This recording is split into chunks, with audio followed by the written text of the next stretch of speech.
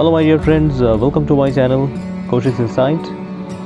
In today's society, we all know that the practice of Ayurveda is declining and the number of Ayurvedacharyas or Vaidyas who kept this tradition alive for thousands of years is also declining rapidly. It is not possible to make the right medicine without the right ingredients. And in today's society, both the collection and the preservation of proper herbal ingredients is moving towards an uncertain future. There are a good number of FMCG companies who are actually producing substandard medicines with poor formulations and branding them with the names of most sought after Ayurvedic formulations. There are also some godmen or spiritual leaders who are trying to merge the spiritual aspect of Ayurveda with the modern medicine. I am not against or with these organizations, but I must say the proper Ayurveda is not available at present.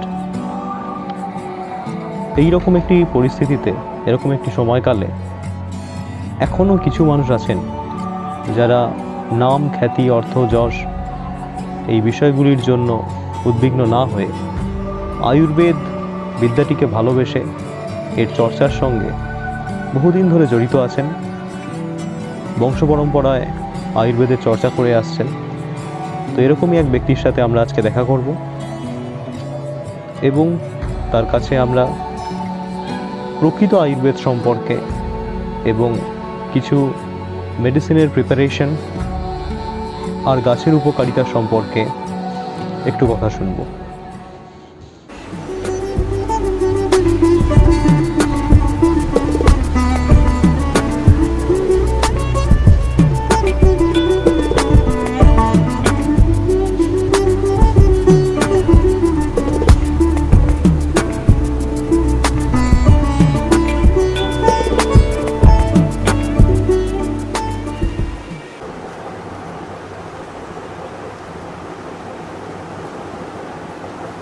এটা একজনের পরিমাণ মতন। এটার নাম হচ্ছে সিদ্ধ মকরধ্বজ। এটা তৈরির পদ্ধতি, আগে এটাকে ভালো করে খলে চূর্ণ বা পাউডার করা হয়। এটার নিয়ম আছে, যত ঘষা যাবে তত তার কার্যকারিতা বাড়ে। কীরকম? এটা দেখলেন দানাগুলো অণু, যখনই ঘষা হবে তখনই পরমাণু তৈরি হয়। সেটা কোথায় প্রয়োগ হবে? আমাদের দেহে। এবার আমি কিছুটা মধু দিচ্ছি, খুব সামান্য একটু মধু দিয়ে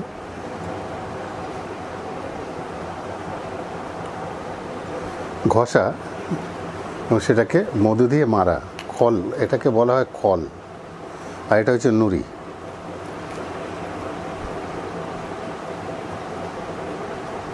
এই খল নুড়িতে ফেলে এই মকরধ্বজটা মধু দিয়ে এটা ঘষা হবে। ঘর্ষণে এটা এর রূপ, রং বেশ খানিকটা দেখা যাবে।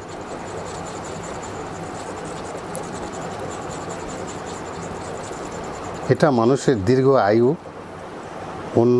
অন্য কোনো ব্যাধি আক্রমণ সহজে করতে পারে না। এটা খেলে স্মৃতি, মেধা, বুদ্ধি, লাবণ্য এইসবগুলো জন্মায় এবং দুরারোগ্য ব্যাধিতে সঠিকভাবে প্রয়োগ করলে নিশ্চিতভাবে 100 ভাগই কিন্তু ফল পাওয়া যায়। এটা দেখা যাচ্ছে তো। এটা খুব কম করে 10 থেকে 12 মিনিট নিশ্চিতভাবে খুব সুন্দরভাবে ঘষতে হবে। যত ঘষা যাবে তত এর রঙটা এবং রূপটা কিন্তু বেরিয়ে আসবে। এটা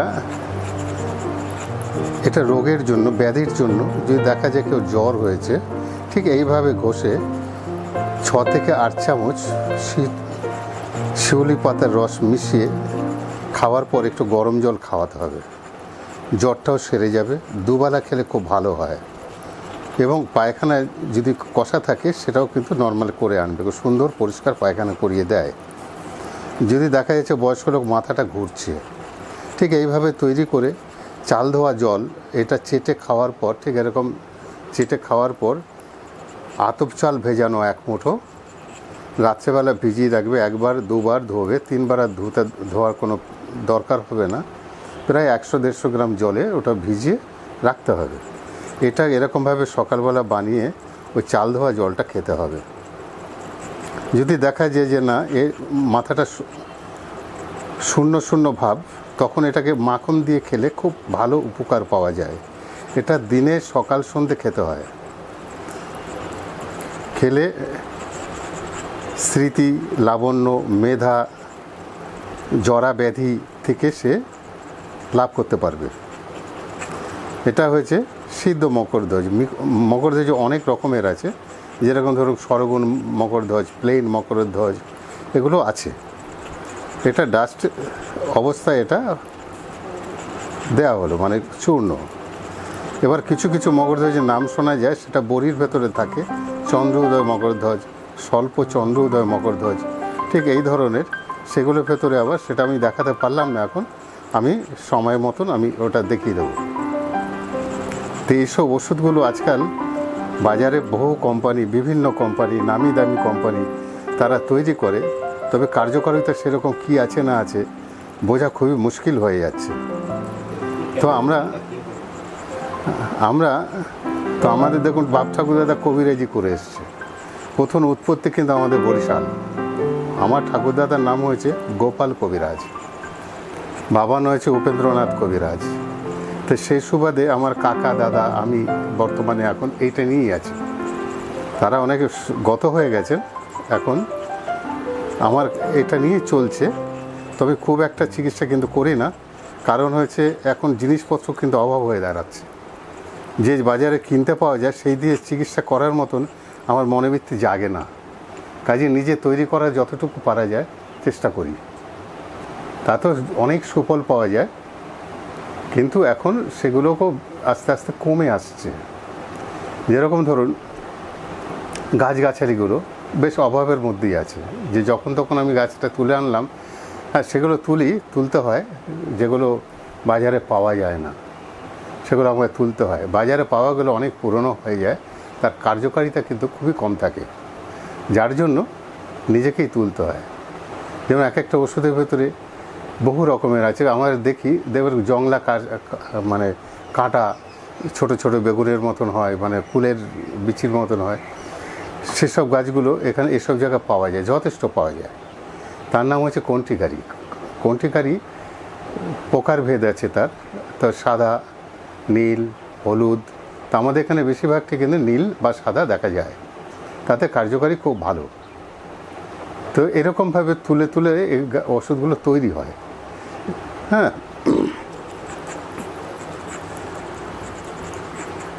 তো এখন আয়ুর্বেদ তো ছড়িয়ে গেছে, ঠিক বহু দেখা যাচ্ছে।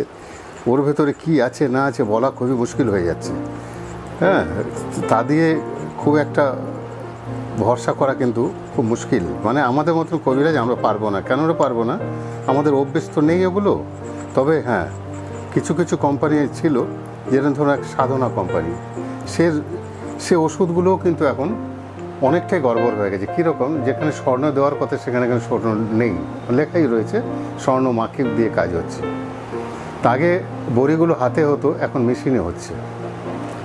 তো পরিস্থিতি বদলেছে, জিনিসপত্র বদলেছে, তার উপরে কতখানি আমি ভরসা করে আমি চলতে পারবো। এবং পেশেন্টকে দিলে পরে পেশেন্টের যে কার্যকারিতা একটু কম পাওয়া যাচ্ছে, সেই আগের মতন কিন্তু খুব একটা পাওয়া যাচ্ছে না। একটা খুব ভালো ওষুধ, যেরকম ধরুন নারদিয়া মহালক্ষ্মী বিলাস ছিলেন। হ্যাঁ, আজকে কিন্তু সে মহালক্ষ্মী বিলাস কিন্তু সে নেই মানে কার্যকারিতাটা নেই। নামটা আছে কিন্তু সোনা নেই, সোনা দিতে পারছে না। লেখাও আছে, উনি কিন্তু বলছে না যে আমি সোনা দেওয়া আছে, না, এরকম কোনো ব্যাপার না। বড় কোম্পানি, তাদের ওষুধ দিয়ে আমরা অনেক চিকিৎসাও করেছি, খুব ভালো হয়েছে।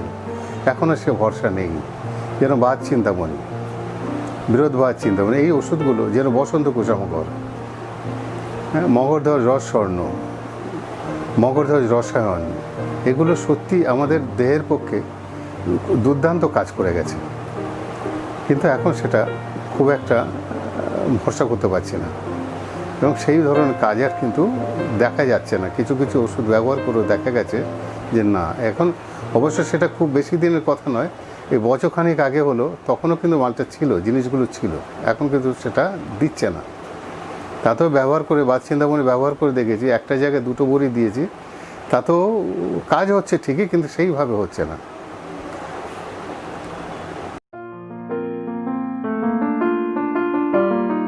42 নম্বর সফেদ মুসলি, মহামুসলি, শতাবরী, মানে কি কি লাগে সেটা লিখছি আর কি, বুঝতে পেরেছি। এটা একটা ওষুধের,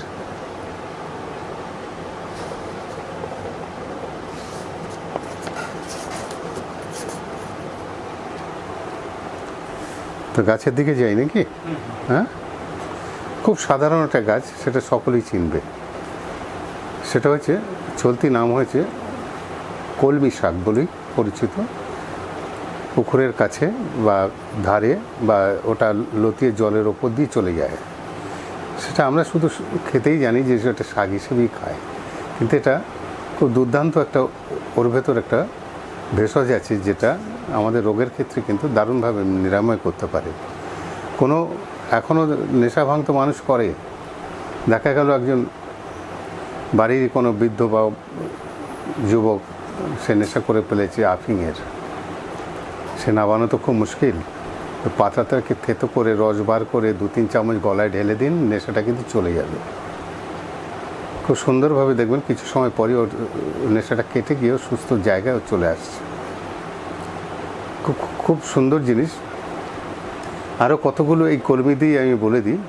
মনে করুন একটা বাচ্চা, সে শিশু জন্মেছে, কিন্তু দুধ তুলনামূলকভাবে সে দুধটা যে খাবে সেটা কিন্তু পরিপূর্ণতা আসছে না। এই কলমি শাকটাকে থেতো করে 2 থেকে 3 চামচ একটু গাওয়া ঘিয়ে যদি একটু সাঁতলে নেওয়া যায়, গরম কড়াইতে একটু ঘি দিয়ে দিল, রসটা ঢেলে দিল, নাড়া দিল, নাবিয়ে নিল, সকাল আর সন্ধেবেলা যদি খায়, নিশ্চিতভাবে কিন্তু সে দুধ চলে আসবে, বুকে দুধ চলে আসবে।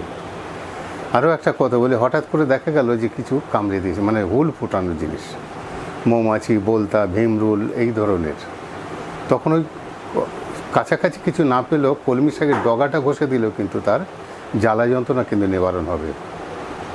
মনে কোনো একটা ফোড়া ভেতরে পুঁজ হয়ে আছে, মুখ হচ্ছে না, ওই কলমিটাকে একটু বেটে ওই জায়গাটা লাগিয়ে দিন, দেখবেন ও নিজেই সারাবে, নিজেই কিন্তু পুঁজ বার করে দিয়ে নিজেই শুকিয়ে যাবে। কলমির বহু গুণাগুণ আছে। ধরো পেচ্ছাপে খুব জ্বালা যন্ত্রণা করেছে, গনোরিয়া বা এই ধরনের খুব জ্বালা হচ্ছে, এমনকি পুজো করতে পারে, তখন ওই 5 থেকে 6 চামচ ভালো করে রস করে নিয়ে গাওয়া ঘিতে যদি ঢেলে খেতে পারে, গরম যখন হবে তখন ঘিতে দিয়ে দেবে, ওটা রসটা দিয়ে নাড়া দিয়ে নাবিয়ে নেবে, সেটাও কিন্তু খুব সুন্দর কাজ পাওয়া যায়। হ্যাঁ, এই ধরনের বহু এই গাছগাছালির ভেতরেই কিন্তু পাওয়া যায়, আছে এখনও, খুব হাতের কাছে রয়েছে গাছগুলো। এবং কতগুলো শাক হিসেবে আমি নিষেধ করে দেবো, তার কারণ হলো আমি জানি, আমি পড়েছি এটাই, যে বা প্রত্যক্ষ প্রমাণও কিন্তু আছে, প্রমাণ ছাড়া তো হবে না।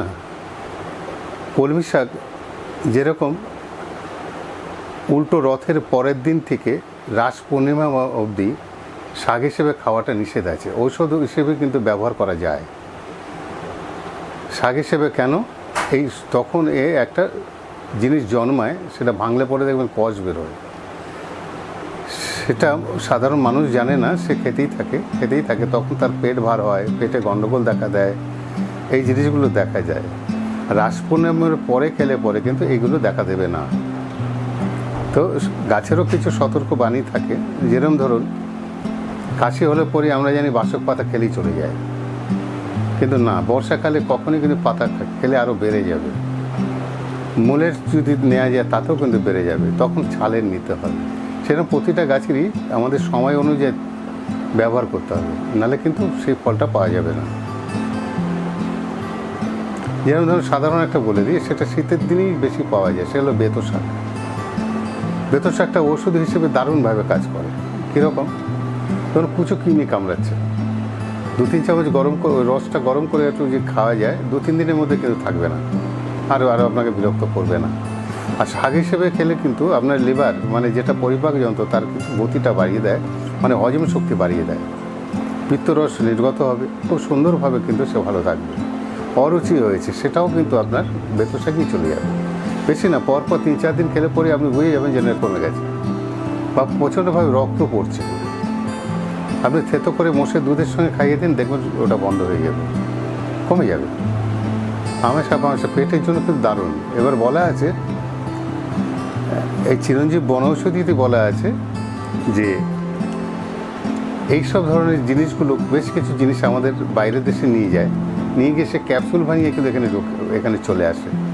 সেটার দাম হয়তো 12 টাকা 24 পয়সা, কিন্তু আমাদের 5 পয়সা খরচ নয়, এই পাতাটাকে গুঁড়ো করে ডাস্ট করে পাঠিয়ে দিচ্ছে।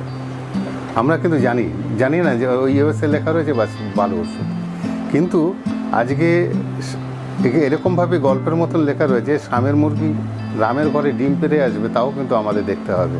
কেন? এই জিনিসের ভেতরে আমরা কিন্তু খুব একটা ঢুকছি না বলে। তাই যদি একটুখানি ঢোকা যায় তাহলে কিন্তু সুন্দরভাবে কিন্তু এই রোগ ব্যাধির থেকে কিন্তু বাঁচতে পারবে। ডাক্তার কাছে দৌড়াতে হবে না, ওষুধগুলো গিলতে হবে না।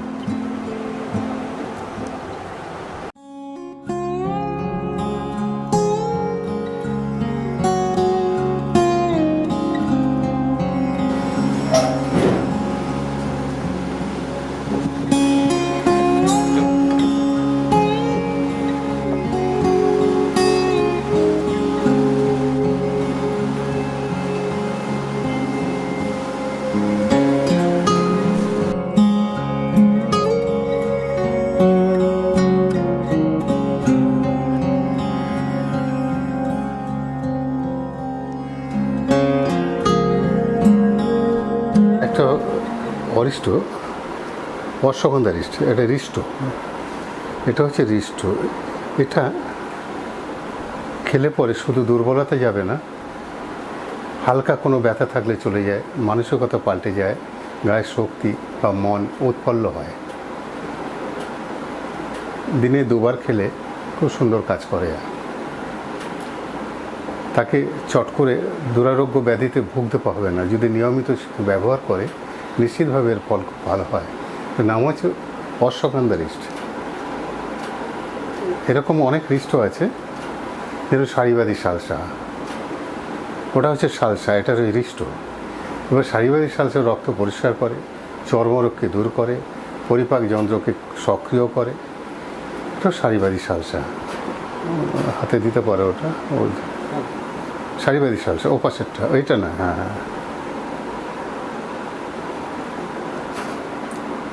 এরকম সব ওষুধ আগেও ছিল, এখনও আছে, তো বিভিন্ন কোম্পানি তৈরি করে, কিন্তু সারিবাদী শালসা একমাত্র সাধনার তৈরি, এছাড়া অন্য কোম্পানি এখনও অবধি করতে পারছে না। বাধাবিঘ্ন নিশ্চয়ই আছে কোনো নিয়ম কানুনে, তার জন্য। কিন্তু জিনিসটা খুব সুন্দর, হ্যাঁ, পরিপাক যন্ত্র, ঘা প্যাঁচড়া, এই চুলকনি থেকে বাঁচা যায় এবং রক্তও পরিষ্কার করে।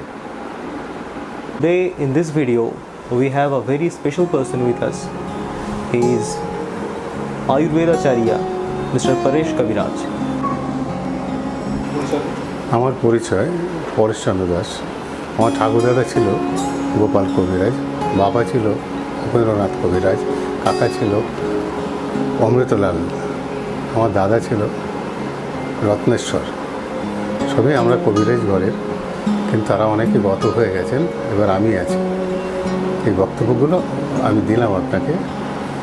এবার আয়ুর্বেদ যেরকম উঠছে, পুরনো যত আয়ুর্বেদ আছে সেগুলো কিন্তু তাদের কমে আসছে। কেন কমে আসছে? সেই শিক্ষাতে শিক্ষিত নয়। আমরা গাছগাছালি নিয়ে গাছ তোলা, এটার কার্যকারিতা কতখানি, কখন তুললে হবে, কখন কীভাবে গোড়াতে হবে, চূর্ণ করতে হবে, পার্শ্বসংখ্যার ভাবনা দিতে হবে, এগুলোকে সঠিকভাবে আমরা দিয়ে থাকি। তো একটা ব্যবসায়িক ভিত্তি যদি হয়ে থাকে সেটা কতখানি সম্ভব আমার কিন্তু সন্দেহ আছে।